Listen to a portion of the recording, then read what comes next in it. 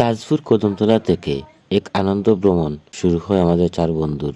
গন্তব্য ঐতিহ্যবাহী শীতলপাটির বালাগঞ্জ। তাজপুর কদমতলা থেকে মাত্র 13 কিলোমিটারের যাত্রাপথ।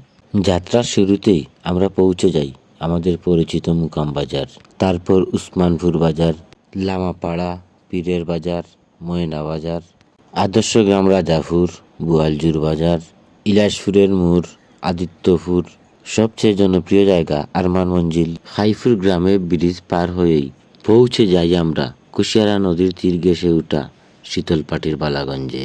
এর মধ্যে আমরা কয়েকটি মসজিদ, স্কুল, মাদ্রাসা এবং বিয়ের সেন্টার পাই। কদমতলা মসজিদ, মুল্লাপাড়া জামে মসজিদ, পশ্চিম পাঁচপাড়া জামে মসজিদ, উত্তর পাঁচপাড়া জামে মসজিদ, উসমানপুর গায়েবী জামে মসজিদ, লামাপাড়া জামে মসজিদ, দারুসালাম জামে মসজিদ, আদিত্যপুর জামে মসজিদ, জগৎপুর জামে মসজিদ, স্কুল, মাদ্রাসা। এগুলি দেখে মনে হচ্ছিল একটি সমাজ তখনই সুন্দর হয় যখন সেখানে শিক্ষার ধর্ম পাশাপাশি চলে।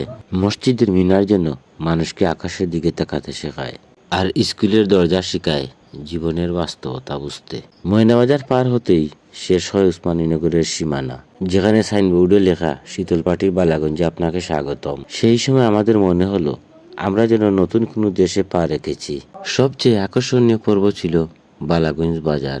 এখানে রয়েছে বালাগঞ্জ থানা, 50টা বেডের উপজেলা স্বাস্থ্য কমপ্লেক্স, উপজেলা পানি সম্পদ দপ্তর ও ভেটেরিনারি হাসপাতাল, এবং নতুন করে নির্মিত হচ্ছে ফেরিঘাট।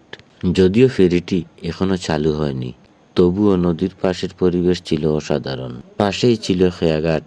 আমরা চার বন্ধু একসাথে নৌকাতে উঠলাম। হঠাৎ আকাশ কালো হয়ে শুরু হলো বৃষ্টি।